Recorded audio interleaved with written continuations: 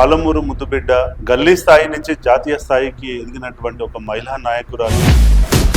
మనందరము జేజమ్మ అని పిలుచుకునేటువంటి మన అరుణమ్మ.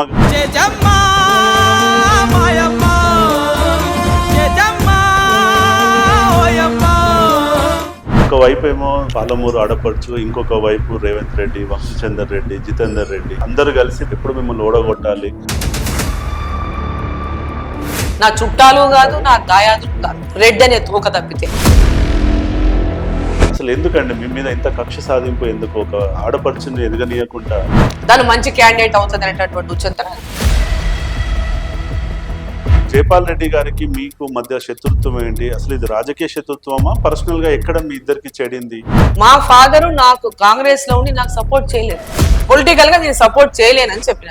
నమస్తే మేడం. నమస్తే మా. ఒక వైపు ఏమో పాలమూరు ఆడపడుచు, ఇంకొక వైపు రేవంత్ రెడ్డి, వంశీచందర్ రెడ్డి, జితేందర్ రెడ్డి అందరూ కలిసి ఎప్పుడు మిమ్మల్ని ఓడగొట్టాలి, మీరు ముందుకు వెళ్ళొద్దు అని చెప్పి ఒక కుట్రపూరితమైన వాతావరణం ఉందన్నది చాలా మంది అంటుంటారు. అసలు ఎందుకండి మీ మీద ఇంత కక్ష సాధింపు? ఎందుకు ఒక ఆడపడుచుని ఎదగనీయకుండా మీరు ఇంత కష్టపడకుండా ఈరోజు ఒక జాతీయ పార్టీలో వైస్ ప్రెసిడెంట్ స్థాయికి వెళ్ళినప్పుడు పాలమూరు ప్రజల, వాళ్ళు కూడా పాలమూరులో ఉన్న పార్ట్ ఆఫ్ ద పాలమూరు సిటిజన్సే కదా, వాళ్ళు దాన్ని హ్యాపీగా తీసుకోకుండా ఎందుకు మీ మీద ఇంత కుట్రపూరితంగా ఎప్పుడు అందరు ఏకమై మిమ్మల్ని ఓడగొట్టాలని అనుకుంటారు? మీ మధ్యలో ఏమైనా పర్సనల్ కక్షపూరితంగా ఏమన్నా ఉందా, లేదంటే ఇది రాజకీయ కక్ష అని అనుకోవచ్చా? ఎలాంటిది లేదు, ఎవరితో పర్సనల్ ఎనిమిటీ లేదు. మా దాయాదులు కాదు, లేకుంటే నా చుట్టాలు కాదు, కుటుంబ సభ్యులు, నా చుట్టాలు కాదు, నా దాయాదులు కాదు, రెడ్ అనే తోక తప్పితే. మర్యాద కోసం అన్న అని పిలుచుకుంటాం, మర్యాద కోసం మామ అని పిలుచుకుంటాం, మర్యాద కోసం ఎవరినైనా వరుస పెట్టి పిలుస్తాం, పెద్దరికాన్ని గౌరవించి. వాళ్ళతో నాకు ఎలాంటి బంధుత్వాలు లేవు ఎవరితో కూడా. వీళ్ళకంతా నా మీద కక్ష ఎప్పటి నుంచి అంటే ఒక్కొక్కరికి ఒక్కొక్క రకమైనటువంటి కక్ష ఉంది. అంటే ప్రజల లోపల నేను పనిచేయడమే వాళ్ళ కక్ష, ప్రజల లోపల నేను పేరు సంపాదించుకోవడమే వాళ్ళ కక్ష, ప్రజలు నన్ను ఇంత పెద్ద ఎత్తున ఆదరించి నన్ను అభిమానించడమే కక్ష. ఎందుకంటే జైపాల్ రెడ్డి గారు ఫస్ట్ నా మీద కక్ష సాధించడం మొదలు పెట్టిండు. ఈ రోజు లేరు అనుకోండి, లేని వారి గురించి మాట్లాడకూడదు, కానీ నేను ప్రజలకు తెలియజేయాలా, చాలా విషయాలు తెలియాలి, ప్రజలకు కూడా తెలియాలా. అంటే కొత్త జనరేషన్ వస్తుంది, చాలా మందికి తెలియదు ఏంటి, ఎందుకు అరుణమ్మ మీద ఇంత కక్ష కడతారు, ఒకరు బీసీ వ్యతిరేక అంటారు, ఏదో ఒక రకమైన నింద చేసేటటువంటి ప్రయత్నం, బురద తల్లే ప్రయత్నం చేస్తారు. గట్టిగా గట్టిగా డెఫినెట్ గా మాట్లాడతా, ఉన్నది ఉన్నట్లే మాట్లాడతా, నేను లేనిది ఏది చెప్పను, అబద్ధాలు చెప్పే అలవాటు నాకు లేదు, చేసింది చెప్పుకునే అలవాటు కూడా నాకు పెద్దగా లేదు. కానీ ఇట్లాంటి వాళ్ళు అన్నప్పుడు చెప్పాల్సి వస్తుంది, చెప్పుకోకపోతే అది ప్రజలకు కూడా తెలియదు, కాబట్టి నేను చెప్పాలి. జైపాల్ రెడ్డి గారికి మీకు మధ్య శత్రుత్వం ఏంటి? అసలు ఇది రాజకీయ శత్రుత్వమా, పర్సనల్ గా ఎక్కడ మీ ఇద్దరికి చెడింది? ఎందుకు తను ప్రతిసారి మిమ్మల్ని అణిచివేయాలని ట్రై చేయడం, మీకు టికెట్లు రాకుండా చేయడం, మీ కుటుంబానికి టికెట్లు రాకుండా, మీ ఫాదర్ కి టికెట్లు రాకుండా చేసినటువంటి సందర్భాలను మనం ఎన్నో చూసాం. అసలు మీకు ఈ వైరం ఎక్కడ స్టార్ట్ అయింది? 96 లో నేను ఫస్ట్ టైం పార్లమెంట్ కు పోటీ చేసిన. 1996 అంటే ఈ రోజు నుంచి 28 సంవత్సరాల కిందట నేను మొట్టమొదటిసారి మహబూబ్ నగర్ పార్లమెంట్ కు పోటీ చేసిన, టీడీపీ తరఫున పోటీ చేసిన. నేను టీడీపీ పార్టీలో లేను, వాళ్ళ నేను ఏ పార్టీలో లేను, నేను ఒక హౌస్ వైఫ్ ని మాత్రమే. మా ఫాదర్ కాంగ్రెస్ లో ఉన్నారు, మా బావగారు కూడా ఉన్నారు రాజకీయాల్లో. ఆ రోజు నా భర్త కూడా ఆ రోజు ఇండిపెండెంట్ ఎమ్మెల్యేగా గద్వాల నుంచి ఎమ్మెల్యేగా గెలిచి ఉన్నారు. టీడీపీ అలయన్స్ లో అంటే టీడీపీకి అసోసియేటెడ్ గా ఉన్నారు ఆ రోజు ఎమ్మెల్యేగా. టీడీపీ ఆ రోజు చంద్రబాబు నాయుడు గారు ముఖ్యమంత్రిగా ఉన్నప్పుడు టీడీపీకి అసోసియేటెడ్ సభ్యుడిగా ఉన్నారు, ఎమ్మెల్యేగా గెలిచి ఇండిపెండెంట్ గా గెలిచి సపోర్టింగ్ గా ఉన్నారు. సో ఆ రోజు పార్లమెంట్ ఎన్నికలు వచ్చినాయి. ఎన్టీ రామారావు చనిపోయినటువంటి తొలి రోజులవి. ఆ పార్లమెంట్ ఎన్నికల్లో 96 పార్లమెంట్ ఎన్నికల్లో పోటీ చేయడానికి నన్ను చంద్రబాబు నాయుడు గారు నన్ను పోటీ చేయమని అడిగినారు. జిల్లాలో ఉన్నటువంటి ఎమ్మెల్యేలంతా కూడా నన్ను కంటెస్ట్ చేయిస్తే మంచిది, బాగుంటది. ఎందుకు, ఇక్కడ మా ఫాదర్ యొక్క కాన్స్టిట్యున్సీలు ఉన్నాయి, అటు మా అత్తగారింటి కాన్స్టిట్యున్సీలు ఉన్నాయి. అప్పుడు ఇవన్నీ ఒకటే కాన్స్టిట్యున్సీ, గద్వాల్, అలంపూర్ ఈ పార్లమెంట్ లోనే ఉంది. అప్పుడు ఆ సమయం లోపల వాళ్ళు నన్ను పోటీ చేయమని అడిగినారు. బలంగా ఉంటది, వీళ్ళ బలమైనటువంటి ఫ్యామిలీ కాబట్టి, పొలిటికల్ గా కూడా ఫ్యామిలీ స్ట్రాంగ్ కాబట్టి దాని మంచి క్యాండిడేట్ అవుతుంది అనేటటువంటి ఉచ్యంతన నన్ను కంటెస్ట్ చేయమన్నారు. యాక్చువల్గా నేను పోటీ చెయ్యను అని చెప్పిన. నేను పోటీ చెయ్యను, నా ఇంట్లో నా బిడ్డ పెండ్లి, అప్పుడు నా బిడ్డ పెండ్లి April 25th కు ఉంది, ఎలక్షన్ May 2nd కు ఉంది. నేను కార్డ్స్ కూడా డిస్ట్రిబ్యూషన్ స్టార్ట్ అయిపోయింది అప్పటికే నాది. నేను చెయ్యను, నా కూతురు పెళ్లి ఉంది, నేను కంటెస్ట్ చెయ్యను, నాకు పాలిటిక్స్ ఇంట్రెస్ట్ కూడా లేదని చెప్పాను. నాకు పాలిటిక్స్ ఇంట్రెస్ట్ లేదు, ఇంట్లో ఆల్రెడీ నా హస్బెండ్ పాలిటిక్స్ లో ఉన్నాడు, నా ఇంట్లో ఫ్యామిలీ నా పిల్లల్ని చూసుకోవాలి, నేను రాజకీయాల్లోకి రానని చెప్పిన. రాజకీయాల్లోకి రానని చెప్తే కూడా వాళ్ళందరూ లేదు నిలబడాలని బలవంతంగా నన్ను ఫోర్స్ చేసి అప్పుడు నిలబెట్టారు. నిలబెట్టిన తర్వాత కంటెస్ట్ చేసి నామినేషన్ వేయించారు. నేను చంద్రబాబు నాయుడు కూడా కలవలేదు, పర్సనల్గా ఏమి కలవలేదు నేను అప్పుడు, ఆ టైం కూడా లేదు. నామినేషన్ వేయించారు, నామినేషన్ వేసిన దాని తర్వాత జైపాల్ రెడ్డి గారు నాకు ఫోన్ చేశారు. ఫోన్ చేయించారు అంటే డైరెక్ట్గా ఫోన్ చేసి నువ్వు విత్డ్రా చేసుకోమని అడిగారు. విత్డ్రా చేసుకోమని అడిగితే నేను మామ అని పిలిచేదాన్ని, ఎందుకంటే మా నాన్నకు దగ్గర ఉండేటోడు. సో ఆ ఫ్యామిలీస్ కూడా దగ్గర చిన్న వాళ్ళం, మేము చిన్న పిల్లలు అప్పటి నుంచి ఆయన చూసాం మా ఫాదర్ దగ్గర, కాబట్టి ఆ రిలేషన్ తో మామయ్య అని పిలిచేదాన్ని. చాలా మంది మామయ్య అంటే నిజంగా నా దగ్గర రక్త సంబంధం ఏదో ఉందో లేకపోతే ఇంకేదో ఉందని అనుకున్నారు చాలా మంది. నాకు మామయ్య అని గౌరవంగా ఇంటికి వచ్చినట్టు పిలిచేదాన్ని.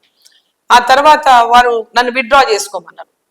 విత్డ్రా చేసుకోమన్నప్పుడు నేను ఒక పార్టీ నుంచి మీరు ముందే చెప్పుంటే మామ నేను అసలు నామినేషనే వేసేదాన్ని కాదు, అంటే ఆయన అంత రెస్పెక్ట్ ఉండింది కూడా నాకు అప్పుడు, అంత రెస్పెక్ట్ ఉండే, నేను నామినేషనే వేసేదాన్ని కాదు.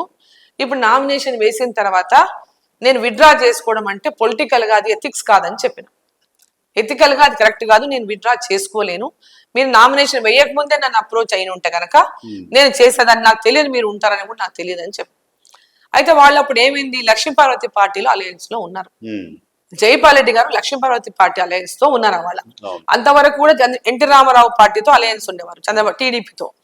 ఎప్పుడైతే లక్ష్మీపార్వతి గారు ఎన్టీ రామారావు గారు చనిపోయిన తర్వాత తమ పార్టీ పెట్టిందో అప్పుడు వీరు ఆ పార్టీతోనే ఉంటే గెలుస్తాను, ఎన్టీ రామారావు సింపతి ఉంటుందని వారితో అలయన్స్ పెట్టుకున్నారు. అయితే నన్ను విత్డ్రా చేసుకోమంటే ఆ టైంలో నేను విత్డ్రా చేసుకోలేనని చెప్పిన. దానితో జైపాల్ రెడ్డి గారు విత్డ్రా చేసుకున్నారు. నేను విత్డ్రా చేసుకోలేదనే కోపం అప్పటి నుంచి నన్ను పెంచుకున్నారు. నేను చిన్నదాన్ని, అప్పుడు నాకు 36 years, ఫస్ట్ టైం ఎంట్రీ 36 ఏళ్ళు, అప్పుడు నాకు ఇప్పుడు 60 ఏళ్ళు దాటినాయి. అప్పుడు జితేందర్ రెడ్డి గారు లక్ష్మీపార్వతి పార్టీకి వెళ్ళి పోటీ చేసినారు, రవీంద్రనాథ్ రెడ్డి గారు బీజేపీకి వెళ్ళి చేశారు, సో మల్లికార్జున్ గారు కాంగ్రెస్ పార్టీ నుంచి చేశారు, అప్పుడు ఈ వాజ్ డిఫెన్స్ మినిస్టర్ ఉండే MOS. సో అట్లా నలుగురు మధ్యలో పోటీ అయింది. ఆ దీంట్లో మా పెళ్ళి ఓ పక్క, ఈ ప్రెషర్స్ ఓ పక్క, నేను ఫుల్ టైం కూడా నేను ఫస్ట్ టైం నేను పొలిటికల్ గా డైరెక్ట్ ఎంట్రీ అనేది ఫస్ట్ టైం నాకు. సో మా ఫాదర్ కాంగ్రెస్, మా ఫాదర్ నాకు సపోర్ట్ చేయలేదు. ఈరోజు చాలా మాట్లాడతారు చాలా వాళ్ళు, అంటే ఒకరి పార్టీలో ఉండి ఓ పార్టీలో చేసిందని. అసలు మా ఫ్యామిలీ ఎథిక్స్ కానీ మా ఫ్యామిలీ యొక్క ఇది తెలియనటువంటి వాళ్ళు చాలా మాట్లాడుతుంటారు బయట అనుకోండి. మా ఫాదరు నాకు కాంగ్రెస్ లో ఉండి నాకు సపోర్ట్ చేయలేదు. నేను పార్టీ వేరే బెటా, నేను సపోర్ట్ చేయలేను, తండ్రిగా ఆశీర్వదిస్తా గానీ పొలిటికల్ గా నేను సపోర్ట్ చేయలేనని చెప్పినారు. అయినా పోరాటం చేసినాను. రాజకీయాల్లో ఫాదర్ గా చెప్పాడు, రాజకీయాల్లో గెలుపు పోరాటాలు అనేవి సహజం, నువ్వు దానికి ఓడిపోతానే నువ్వు కుంగిపోకూడదు, నువ్వు ధైర్యంగా ఉండి నీ యొక్క ప్రయత్నం నువ్వు చెయ్యి, నేను వేరే పార్టీలో ఉన్నా నేను సపోర్ట్ చేయలేనని చెప్పాను. ఏ రోజు నేను మా ఫాదర్ కి ఒక్కరోజు సపోర్ట్ చేయమని అడగలేదు. తర్వాత నేను వారిని ఇబ్బంది పెట్టలేదు, నా అంతకు మేమే పని చేసుకున్నాం, ప్రచారం చేసుకున్నాం. అప్పుడు డైరెక్ట్ గా పాలిటిక్స్ ఫస్ట్ టైం బయటకు వచ్చిన కానీ నాకు పెద్దగా స్పీచ్లు అవగాహన రాజకీయం సబ్జెక్టులు పెద్ద తెలియదు నాకు ఆ రోజు. రాజకీయ వారసత్వం ద్వారా దొరకాల్సినటువంటి అడ్వాంటేజ్ కూడా నాకు దొరకలేదు. అయినా నేను 3800 ఓట్లతో ఓడిపోయాను అన్నాడు. ఆ రోజే మా ఫాదర్ చేసి ఉంటే నేను గెలిచి ఉండేదాన్ని. ఆ రోజు నేను సెంట్రల్ మినిస్టర్ అయి ఉండేదాన్ని. సౌత్ నుంచి ఎవరు ఉమెన్ లేరు ఆ రోజు. ఆ మినిస్టర్ ఛాన్స్ కూడా నాకు ఆనాడే వచ్చి ఉండేది. ఆ రోజు ఐ లాస్ దట్ ఛాన్స్ నా లైఫ్ లో, ఆ ఛాన్స్ పోయింది. ఆ తర్వాత 99 లో నేను కాంగ్రెస్ పార్టీలో చేరిన. రాజశేఖర్ రెడ్డి గారు, భరత్ సింహారెడ్డి గారు మా హస్బెండ్ కి మంచి అంటే ఫ్రెండ్షిప్ ఉండేది, ఇద్దరికి మంచి ఇది ఉండేది ఇద్దరి మధ్యలో. దీంతో రాజశేఖర రెడ్డి గారు కాంగ్రెస్ పార్టీలోకి ఆహ్వానించారు. అప్పుడు భరత్ సింహారెడ్డి గారు ఇండిపెండెంట్ గా పోటీ చేశారు కాబట్టి కాంగ్రెస్ పార్టీలోకి ఆహ్వానించినారు. సిట్టింగ్ ఎమ్మెల్యేగా కాంగ్రెస్ పార్టీలోకి రమ్మని ఆహ్వానించినారు. అప్పుడు నన్ను కాంగ్రెస్ పార్టీకి వెళ్ళి నన్ను పోటీ చేయమని అడిగినారు. మళ్ళీ పోటీ చేయమని అంటే భరత్ సింహారెడ్డి గారు తను పక్కకుండి నన్ను అక్కడ కంటెస్ట్ చేయించారు 99 లో. సో అక్కడ మా ఫ్యామిలీలో మా బావగారు, మేము, ఇంకొక టీడీపీ నుంచి ఉండే వరకు మా ముగ్గురు మధ్యలో అప్పుడు టీడీపీ పార్టీ గెలిచింది. సో అట్లా పాలిటిక్స్ లో 2000 ఎంట్రీ అయిన విషయం చెప్తున్నా. 1996 లో ఆ విధంగా పార్లమెంట్ కి డైరెక్ట్ గా నేను పోటీ చేసిన. ఆ కక్ష అనేది అప్పటి నుంచి ప్రారంభమైంది. 2004 లో నేను 99 లో ఓడిపోయాను. ఎమ్మెల్యేగా టికెట్ ఇచ్చారు రాజశేఖర రెడ్డి గారు, ఓడిపోయాను. ఆ తర్వాత 2004 లో టిఆర్ఎస్ తో అలయన్స్ అయింది కాంగ్రెస్ కి. అలయన్స్ అయినప్పుడు తెలంగాణలో మొత్తం జైపాల్ రెడ్డి గారు, డి శ్రీనివాస్ గారు, కేశవరావు గారు, వీళ్ళే పెద్ద ఎత్తున తెలంగాణ యొక్క సీట్ల విషయంలో వీళ్ళు పెద్దరికాన్ని అప్పుడు కాంగ్రెస్ పార్టీలో వాళ్ళ పెద్దరికాన్ని వాళ్ళ దీంట్లో నడిచింది. అప్పుడు రాజశేఖర రెడ్డి గారిని తెలంగాణలో జోక్యం చేసుకోవద్దు అన్నారు. సో నేను 99 నుంచి 2004 అంటే 2003లో పాదయాత్రలు, నిరాహార దీక్షలు, 2000 ఆర్టీఎస్ దగ్గర ఆ పోరాటం, నిరాహార దీక్ష 6 రోజులు నేను నిరాహార దీక్ష చేస్తే మంచినీళ్ళు తాగకుండా నిరాహార దీక్ష చేసిన, ఎలాంటి ప్రిపరేషన్ లేకుండా ప్రభుత్వం మీద ప్రెషర్ తేవాలని రవీంద్రనాథ్ రెడ్డి గారు నాకంటే ముందు కూర్చొని దీక్ష చేశారు 3 రోజులు. ఇది అదే ఆర్టీఎస్ కింద స్లూయిస్ దగ్గర మమ్మల్ని ఈ విధంగా మన మీద దాడులు చేసిందని. సో ఆ తర్వాత వాళ్ళని లేపేశారని తెలవంగానే అప్పటికప్పుడు ఇట్లే పోయి నేను జస్ట్ అక్కడే నేను కూర్చున్న నిరాహార దీక్షకి ఎలాంటి ప్రిపరేషన్ లేకుండా. అంటే నాకు అంత ప్రిపరేషన్ ఆలోచన లేదు, ఏదో పోరాటం చేయాలని అనేటటువంటి ఒక ఇదే ఉండింది.